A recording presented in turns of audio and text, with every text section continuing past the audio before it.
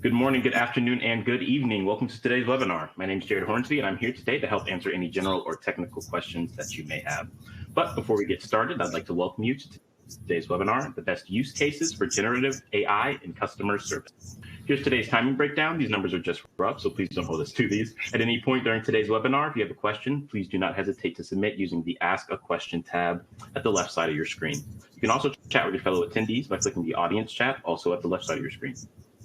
Here's a bit about us over at CMS Wire. We were founded in 2003, and we cover the primary topics that you see here on this slide. You can read more of our great content and register for upcoming conferences and webinars, all by visiting cmswire.com. I want to thank today's sponsor, eGain, for making today's webinar possible. Powered by AI and analytics, eGain's secure cloud solution delivers personalized digital-first experiences, quick business value, and easy innovation. You can learn more at egain.com. Over from eGain today, we have Arvind Gopal, who is the VP of Product Management, and he is here to tell us a little bit more. Arvind, take it away. Thank you very much, Jared. I am excited to be here. First off, good morning, good afternoon, good evening, wherever you guys are. Thank you for joining us. As Jared said, my name is Arvind Gopal. I'm VP of Product Management at eGain. And we are going to talk about generative AI in customer service today. Before we jump into generative AI itself, just a quick word about who we are. We were founded in 1997. We are a customer engagement automation solution with a focus on knowledge management.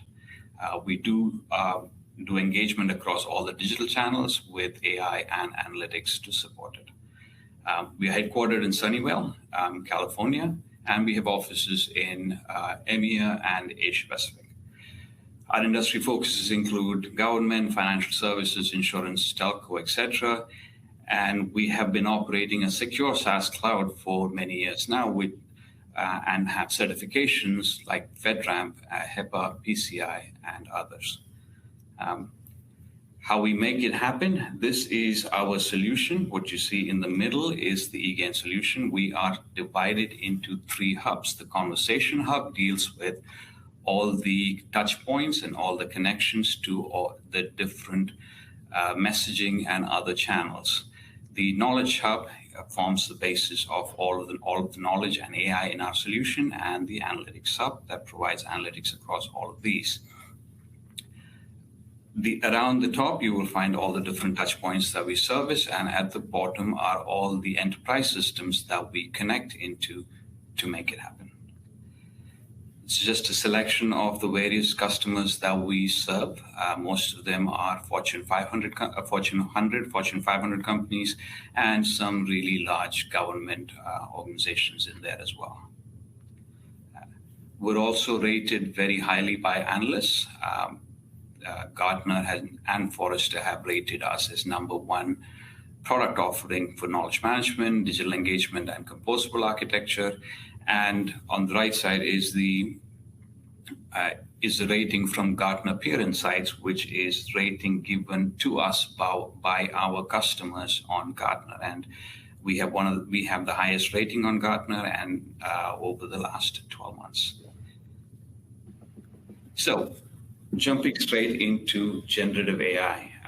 eGain has been in AI for well over 20 years. And with the advent of generative AI, we were one of the first companies to push into generative AI even before ChatGPT became popular.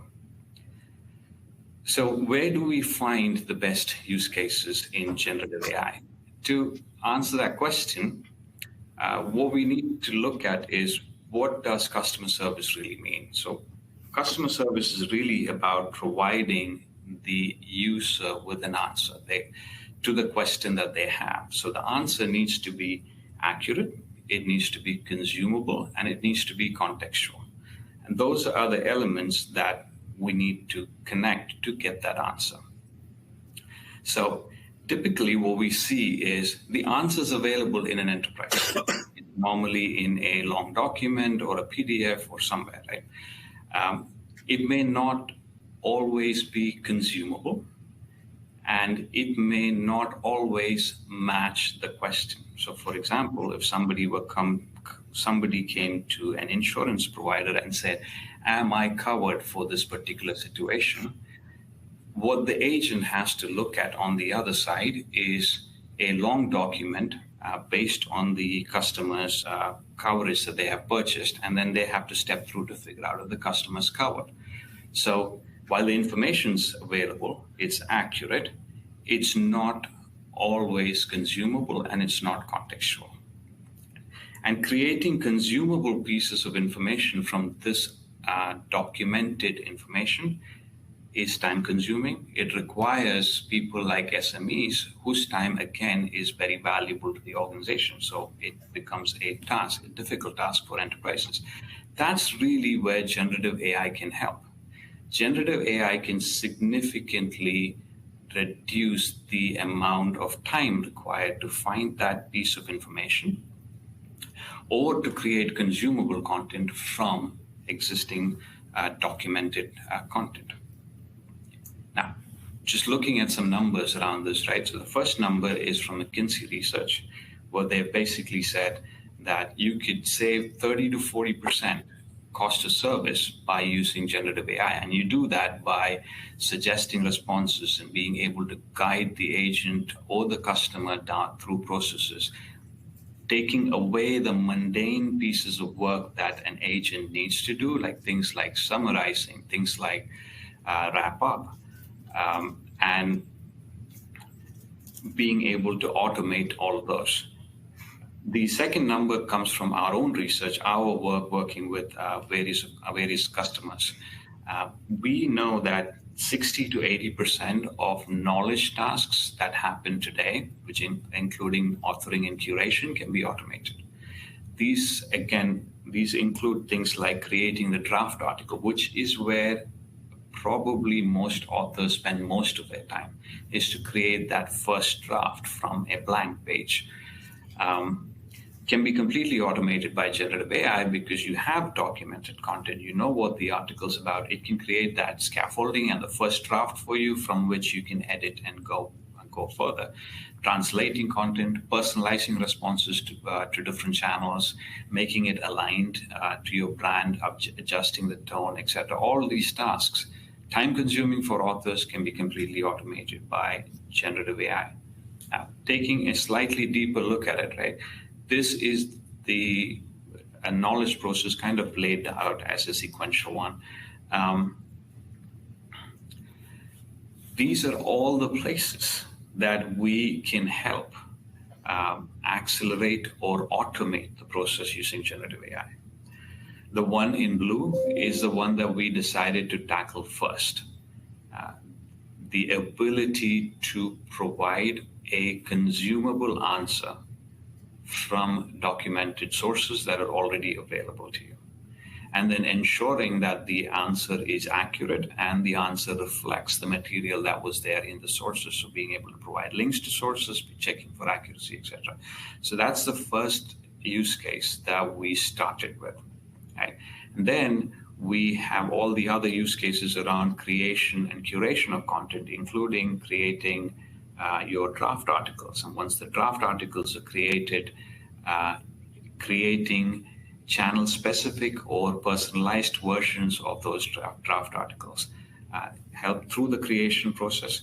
And then once the creation is completed, identifying articles that need to be improved based on feedback, based on analytics that's coming back into the system, then improving those articles and completing and refining that cycle, right? So all across the life cycle of KM, there are places where generative AI can help either accelerate or completely automate the process.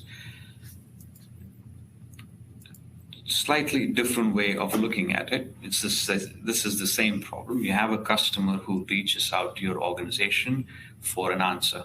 They reach out either using a self-service channel, that might be they go to your website and look for information, they log into their portal, look for information, or they reach out to a contact center agent.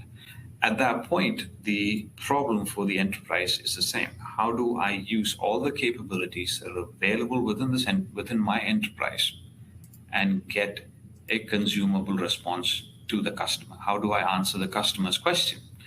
Right? So the middle is all the capabilities that are available to potentially answer the customer's question. And on the right side are the pieces of content that are available from where you can pick up the answers. These would include content that are specifically curated for the channel.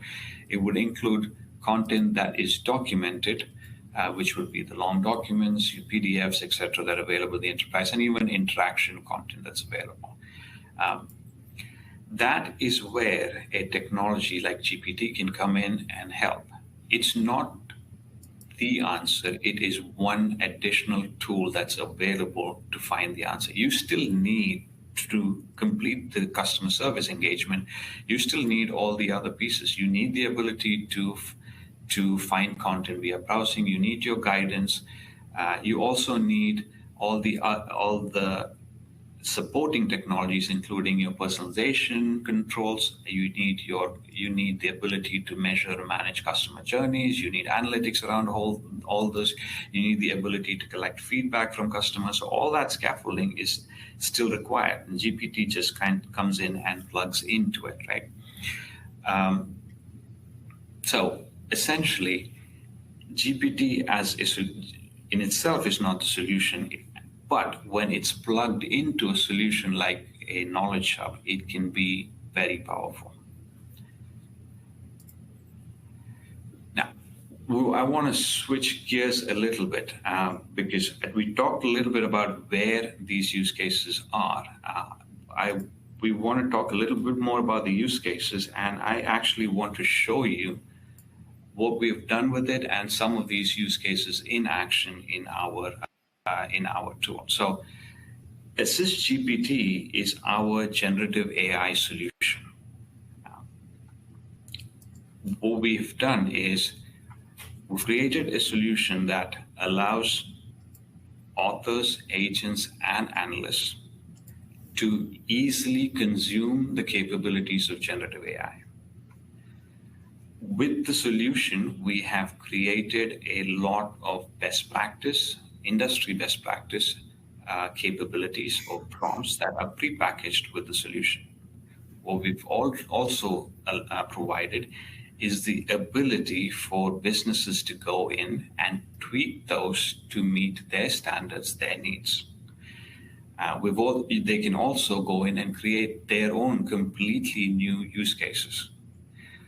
These can then be used either from our UI, from any UI, or as part of an automated workflow. And we've built in the ability to measure how these are being used, how to optimize them with our analytics system.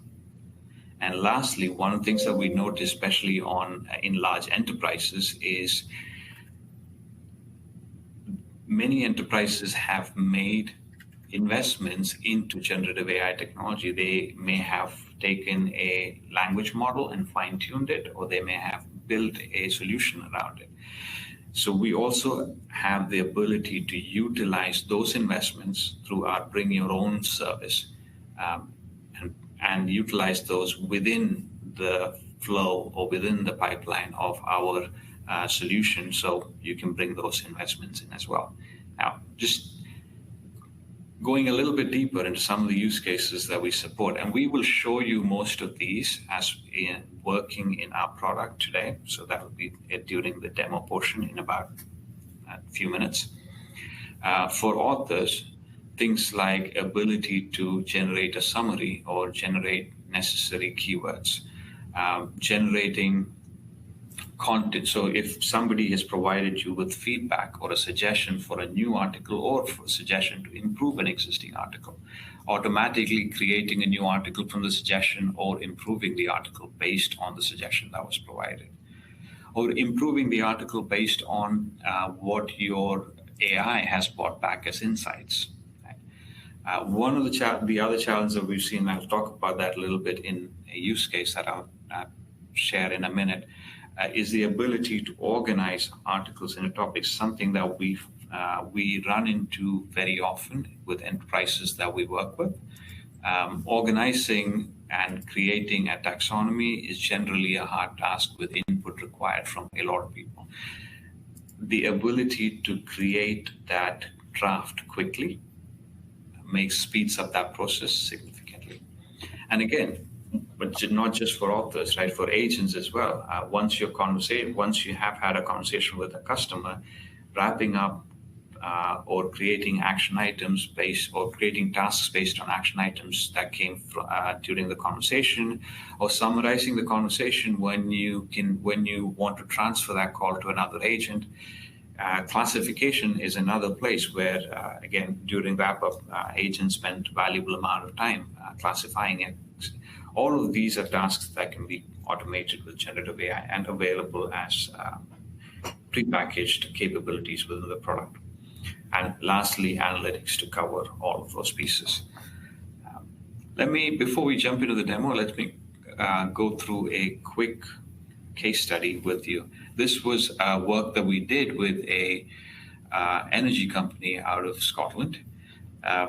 The challenge that we were presented with was when they came to us, they had an earlier system that they weren't happy with, but they had long pieces of documented knowledge, not a lot of measurement, not a lot of analysis around how the knowledge was created and organized. So what we did with this customer was we started from the beginning. We looked at the questions that the customers were asking, and we did that by analyzing call transcripts, again, using generative AI capability, picking up on all the questions that customers tend to ask. That was then categorized into the amount of time each question was asked based on volume, the time it takes for the agent to respond, which is the value of that particular question, determining what of those questions needed answers from the knowledge base. That then drove the creation of articles, again, aided by generative AI. So we've been using generative AI in every single step, aided by generative AI, create the articles to answer those questions from content and long documents that already existed.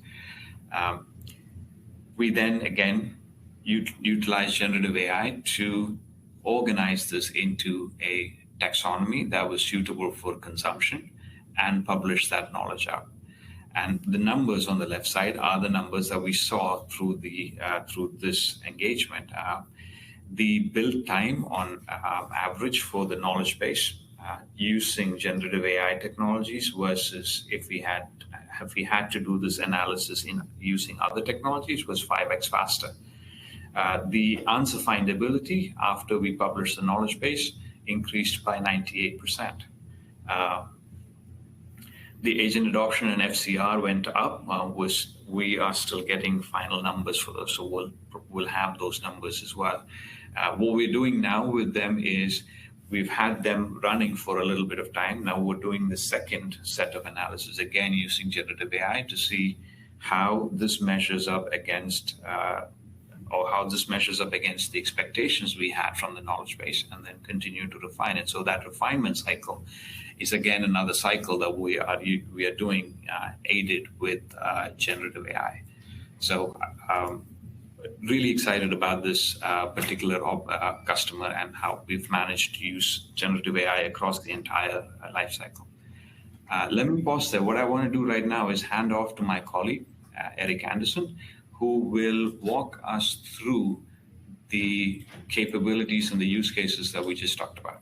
Eric, over to you. Thanks, Arvind. So I'm going to go through and show you guys a bunch of what Arvind was just discussing, the actual how we've actually implemented it in our product. So I'm just going to quickly share out my screen.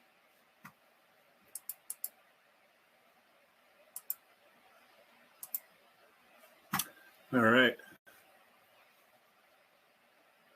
So hopefully everyone can see my screen now.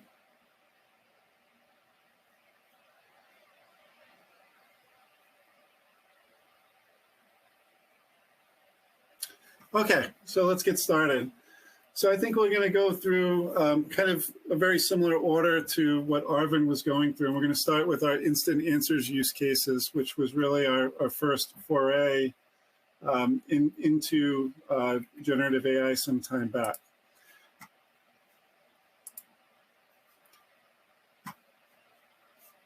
Okay, so a very kind of common now and straightforward use case where we're trying to actually retrieve context or content from a curated knowledge base or potentially uncurated or documented data sources and actually, excuse me, return that in a very consumable form to the end user. So we're going to go retrieve content, let the Gen AI do its magic and actually retrieve an actual response.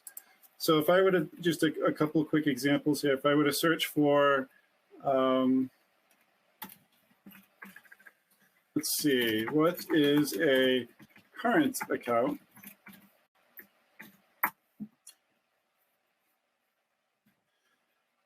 It's actually going to go out, retrieve the information. In this case, our data source was a YouTube video where we transcribed the content of that video and then returned it to the Gen AI to actually generate an answer. Okay. Just another kind of quick example would be, we actually have a PDF document that explains what a small business administration loan is and what the pros and cons of that are. So I'll just ask a quick question. Let's see, pros and cons of an SBA loan. So basically, it's going into that PDF document and it's retrieving the information and it's providing a summary. So if I were to click through and look at this PDF document, you'll see that it's, there's a lot of information in here, and it would take a user some time to kind of filter through. And first they have to determine this is the PDF document I need that has my information. Then they would have to kind of scan through it and find the information. And sometimes that information might be spread across multiple pages within the document, which can be really time consuming. So one of the nice things is the Gen AI model will actually pull that information from the right sections and kind of piece together exactly what you're looking for. Okay. All right, so in addition to that, we've also added the ability, let's see, international wire number. So we've also created a semantic suggestions drop-down box, which goes out and tries to retrieve content from the knowledge base article. So it could be a very big knowledge base article. It could also get information from other data sources, such as Word or PDF documents, YouTube videos. And we're trying to relay that information back to the user. In this case, the use case would be more around an agent who's using this information to service a customer. But the idea is to short circuit or reduce the typical search journey, which would require someone to do a search, hit enter, look at search results, click on an item that was returned, read it, skim through it. We're trying to do all of that as the user is typing ahead. So we're trying to save time or reduce the amount of time it takes them to find information. In this particular example, there's no generative AI, but we're using some extractive approaches to try to find that correct information. Okay, so continuing on with some additional Assist GPT use cases. Now I'm going to go into our platform and I'm going to go into our Knowledge Console. So your Knowledge Console is where a knowledge base author would go to create content, modify content, kind of curate content. So I'm going to go into the Knowledge Console.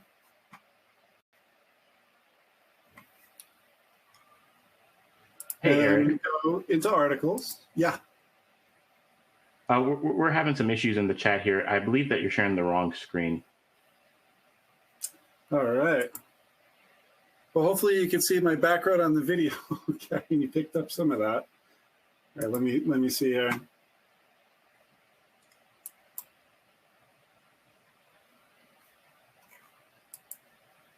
All right.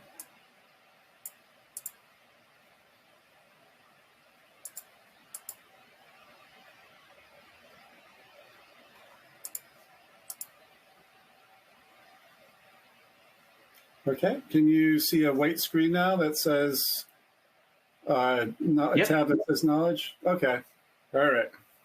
And then that should align what is in the video. Okay, so I've actually logged into the Knowledge Console. I would be a knowledge author, and my job is to go in and take maybe documented content, content from other sources, and curate it so that my end users who are going to be consuming this information, it's much easier for them, and they can find it and get to it. So these are just folders here where we're organizing our content, and then these are some articles. So I'm going to go click on an article. And then what you're going to see here is this little AI Insights box. So this is actually being dynamically generated from a generative AI prompt. So essentially a prompt has been set up that looks at articles and has some instructions that an author had put in on kind of what the best practices are. It's analyzing the article to see if it's following those best practices, and then it's providing these insights to this particular author. So it's saying a few things like break down the article into clearly defined sections, use bullet points for summarizing, add a quick summary list at the beginning. So it's providing the suggestions. Now, as an author, I could follow those suggestions and come in here and start manually making all these changes, which would be really time consuming. But with generative AI and AssistGPT, we have a little action button which will actually take those suggestions, take the content of the article, and it'll actually start generating and including all of those changes. And after it's done that, I can then review, make changes. If I'm not happy, I can have it try to regenerate again.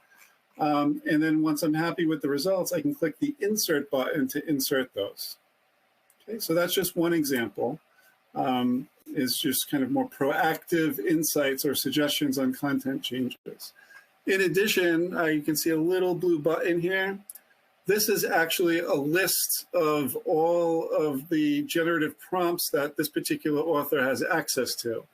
So you'll see that there's some in here that would be highly valuable and could save us tremendous amount of time.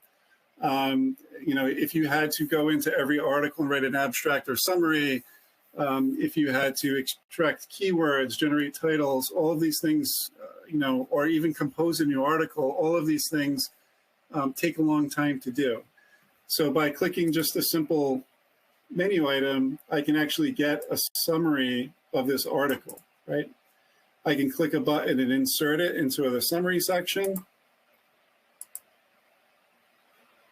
I can also generate metadata such as keywords insert that might be valuable from a taxonomy or you know, search perspective. And then if I click load more, I have a big, huge list of all of the different prompts that I could potentially apply.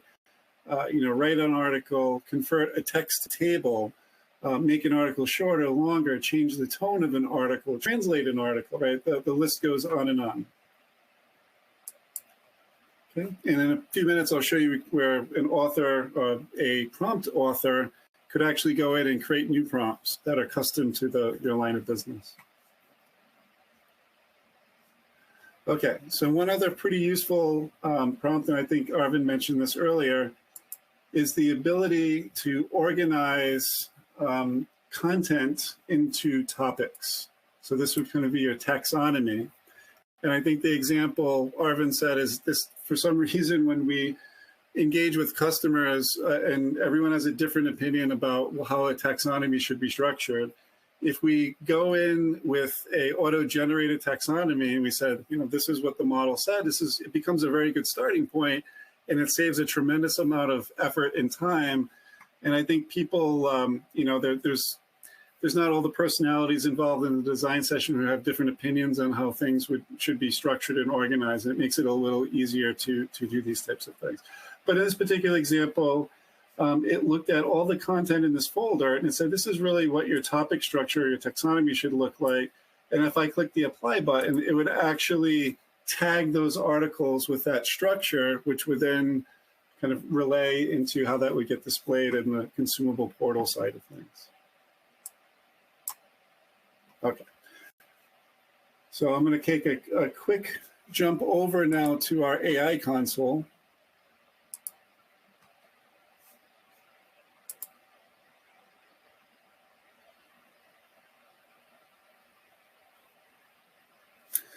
And this is where a prompt author or a prompt engineer could modify existing prompts and create new ones.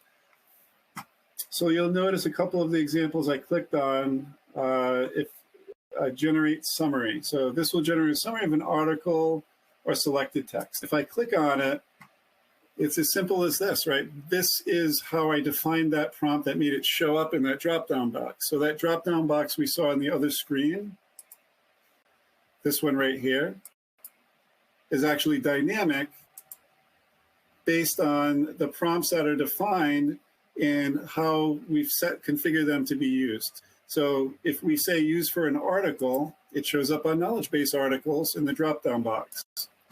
If I were to say use this for chat or email or analytics, it would show up in the correct parts of those particular applications. We'll look at a couple of those in a minute.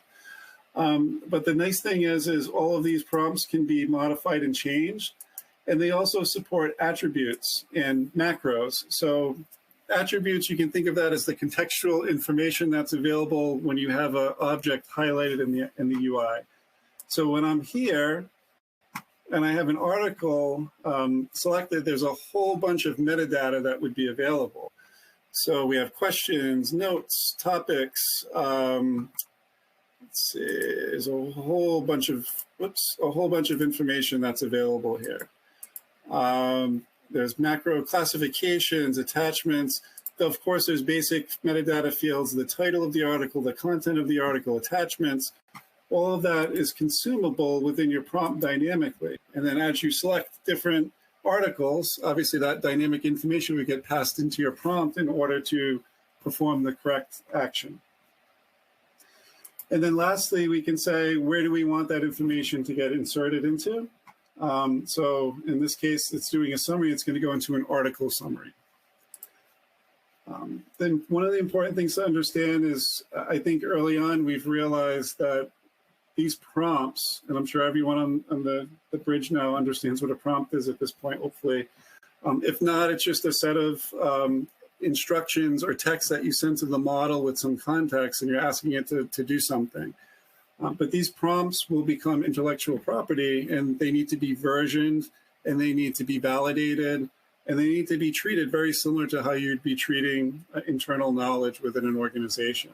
So we provide all the tools to the UI to do that. We allow you to have versions, validation. You can revert versions if something's not working correctly. So all those things are very, very important. Okay. So let's jump from the kind of more of the authoring admin side of things to an agent use cases. So you can think if you're an agent, you're working in a call center and you're handling, excuse me, chats and emails, maybe phone contacts. There's a lot of uses for generative AI. So the simplest one is instant answers, which we looked at quickly, and the same kind of applies on the agent desktop environment. But then there's other things that might be very useful as well. And you'll see here, I'm actually on a chat activity, and it's a fairly lengthy chat activity. It was basically, our demo is themed for a online banking website. And it was basically a charge that a customer received that they didn't recognize. And there's a whole bunch of information, and some basic questions were asked. This could either be generated by a virtual assistant or by an agent. But at the end of this, there's some actions that have to happen. So when I click this button here, the agent can ask it to summarize. So it's going to look at that whole transcript, and it's actually going to make it more consumable by other teams that might need to look at this history. And in this particular case, since it was a unrecognized charge that the user confirmed they didn't make, it would have to go to the fraud department. So there's a prompt behind this, and this was actually one of the prompts that we looked at here. And that's the summarize prompt, where we're saying, giving the instructions, passing in the chat conversation, and then we're asking it to output a summary, the problem of the customer, and any outstanding tasks. So you'll see it's following that set of instructions and actually generating a summary in that form. If we don't like the way this was generated, we can go back and change those instructions any way we want in order to get the information that's required to save. But this is obviously a lot more consumable than scrolling through a big, long transcript. Okay, then I can add to a note, and there's an opportunity to automate this as well. In this particular case, we're showing you kind of the manual workflow. Kind of another thing that happens typically in a call center is agents are asked to classify, and that can take time. So you can, the alternative to automating it is basically you have to go through a category tree. You have to find, and I don't even know where it is, fraud, whatever the categories are, and then you apply them. We do have some searches that you can do to simplify things. Sometimes these trees can get quite large. It adds to handle time on a contact. By clicking this button and clicking auto classify, right, it'll automatically find the topics or the categories that make sense for this transcript. And then I can click add to classifications, and then that would kind of automate that step. Okay. Another common use case, and this is kind of a simple email example, would be answering an email. So this is someone just asking, how the credit card rewards work, the frequent flyer. So what this is doing is it's very similar to instant answers, is it's taking the email as context, and then it's actually searching a knowledge base that could have information from many different sources, passing that into the generative AI model and say, write an email for me. And then it's providing the references of the articles or the content that it used to generate that email. So this is the generated email. I can click the insert button, and then that'll insert it into the response, and so forth and so on. Okay, so I think that's what I wanted to show for the agent console. I'm going to quickly shift now over to analytics. So these things are all cool and nice, but there needs to be a way to measure how successful they're working, and then also to have the information needed to change your prompts and to make adjustments as needed.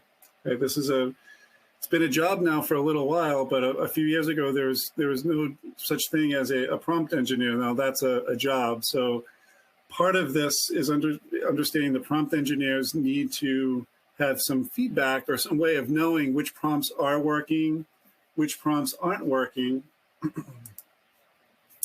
so that they can make adjustments. So what I'm looking at here is our AssistGPT kind of prompt dashboard. Behind this, there's fully configurable reporting. So this is a view that we chose to create for a demo, but all of this is customizable. So we have all of the source data. If you like a tabular report, we can do tabular reports. If you like different types of widgets, that's, our analytics product is very versatile. This is just one view of that data. But the type of information that we're getting here is it's showing, which prompts have the most requests, right? It's providing us, well, who are the users who are actually using the prompts? So that's really important from an adoption perspective. Maybe some users aren't comfortable using the prompts, and we obviously have metrics around handle time and the other typical call center metrics that kind of drive their performance.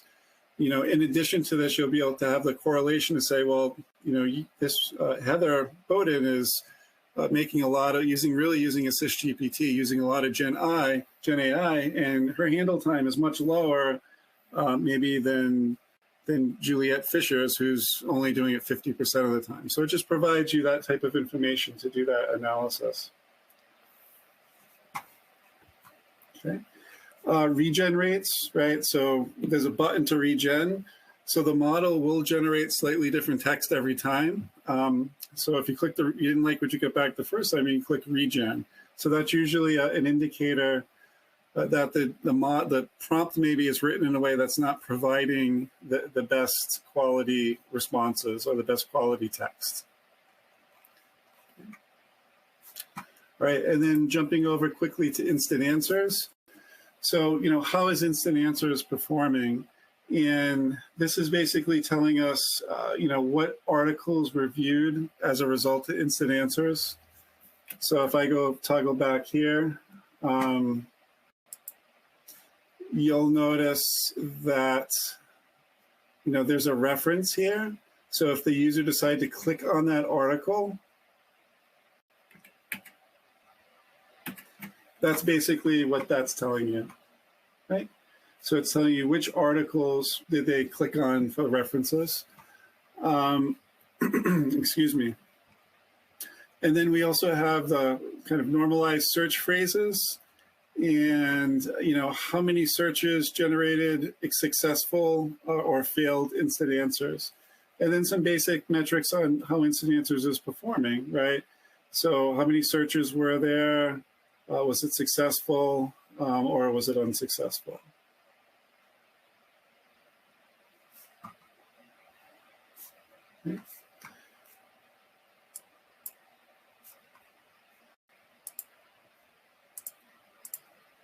Okay.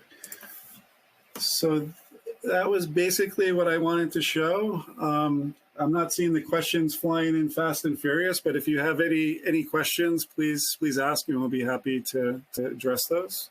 So Arvid, I'm not sure if there's quite anything else you wanted me to show, or if that was a good overview. Thank you, Eric. We'll switch back to the slides for the last few, and then we'll take questions at the end. Sounds good. Okay. So, Jared, let me know when you have us back at the slides, and I'll go. You're ready to go, Arvin. Okay. Thank you. So just wanted to cover two quick things. Now, Eric walked you through everything that we have available in the product. One of the things to note is there is still a level of resistance or level of discomfort, I'd say, not resistance, with enterprises using generative AI. So one of the things that's really important for enterprises as they start working with generative AI is the controls that are available to the enterprise to ensure that they use generative AI in those areas that they are really comfortable using generative AI in. So what we've done as part of this is also built in those controls. So you have the ability to go in and say, I want to use generative AI for this audience, or I want to turn generative AI completely off because I'm not ready for it. Or even down to the content level and say, this particular piece of content contains language that should not be rephrased, and hence do not use generative AI on it. So that level of granular controls gives comfort to enterprises to be able to deploy this technology within the enterprise. The second part, which Eric kind of covered during his section, was the fact that the prompts that are being used are reviewed and versioned. So there's a workflow that they go through. They've reviewed, versioned, and audited. So again, enterprises have controls over what their users can do while using the system, while using generative AI. So it's not an open question into the generative AI system. It's a controlled business case that you are enabling.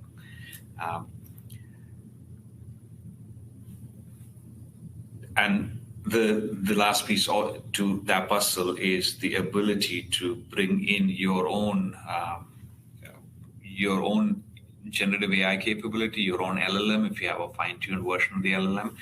That's, again, something that's clearly important to businesses, and having that ability to bring that in is critical for the solution to be successful. What I want to leave you guys with before we take questions is an offer where you can go in and try out our product with all of the capabilities that we've just talked through for 30 days, no commitment. We will actually work with you, and unlike other trials, actually, it's not just a trial. We'll work with you, we'll identify a use case that is of value to you, we will help you implement it in the first 2 weeks of that. And the next 2 weeks, you can run that use case in production with your users, with your live users, measure the success. So measure the success of it, and then decide where you want to go with it. Right? It is so zero risk to you. You get to try out the technology and get your measures done, so you can then go ahead and implement it. So I want to leave you guys with that last thought before we go into Q&A, and I know we have a few questions that have come in. All right. Thank you both so much. Let's get into some Q&A.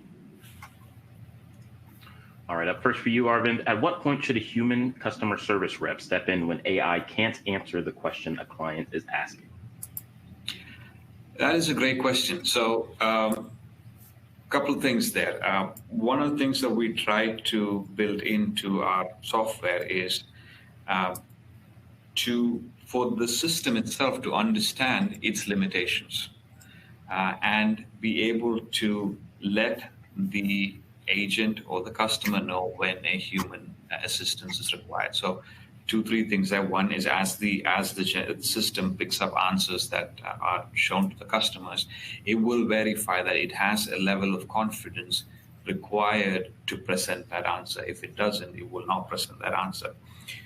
If you are using the bot, the bot will also understand where that conversation is going and at what point it needs to escalate to an agent. That could either be because you've gotten to an area which we don't want automation, so you have a transaction that needs to be done and we don't want the automation system to do it, or it could be because the bot's just not able to answer that question and wants to hand off to the human. So in both cases, we'd like to build those things into the system so that it takes the decision point away from the rep or the customer in terms of where they need to go, and the system decides that for themselves. Gotcha. All right, up next, you touched a little bit on call centers. How does the Gen AI connect to the phone system to analyze conversations? Again, great question. So this, I think, relates back to the case study I was sharing with you. What we did was we took the voice streams from the calls that were available for call quality, ran those went through a text-to-speech engine. The transcription of those calls were then fed through generative AI to classify it, identify questions, and everything else, and then we used the results of that to proceed further. Gotcha. Next question for you, Eric. Darcy was wondering how the AI updates information once it's irrelevant, so it isn't pointing to old documentation. Sure. So in our particular implementation, we use a technique called retrieval augmented generation. So what that means is we're indexing the actual knowledge of truth or the document source in an index. And then when a question comes in, we're searching that index, retrieving the documentation, and then feeding that as context to the prompt, which then generates the text with the answer.